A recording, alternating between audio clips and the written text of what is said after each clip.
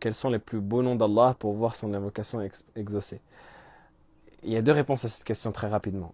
Le principal nom d'Allah subhanahu wa ta'ala avec lequel il faut invoquer, généralement qu'on retrouve dans le Coran, c'est Rabbana ou Rabbi.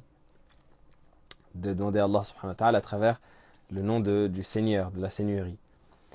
Mais ensuite, les noms dépendent du contexte. Donc il y a effectivement Ismullah al-A'zam, le nom d'Allah subhanahu wa ta'ala le plus glorieux, et ça c'est une divergence entre les savants. Est-ce qu'on peut le connaître? Même certains savants disent qu'on ne peut pas le connaître si ce n'est pas une inspiration d'Allah subhanahu wa ta'ala.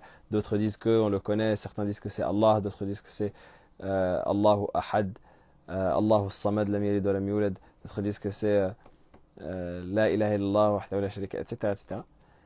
Il y a une divergence sur le nom de Ismullah al-Azam, le nom d'Allah Azzawajal le plus glorieux.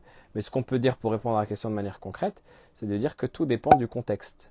Quand le contexte va être un contexte de miséricorde, on va demander à Allah Azzawajal de nous introduire au paradis ainsi que notre famille, on va demander avec le nom de Ar-Rahman. Quand on va demander à Allah subhanahu wa ta'ala de se venger de quelqu'un, on va dire ou de châtier quelqu'un qui nous a fait du tort ou qui a fait du tort à notre communauté, on va dire Ya Jabbar, Ya Muntaqim. Donc voilà.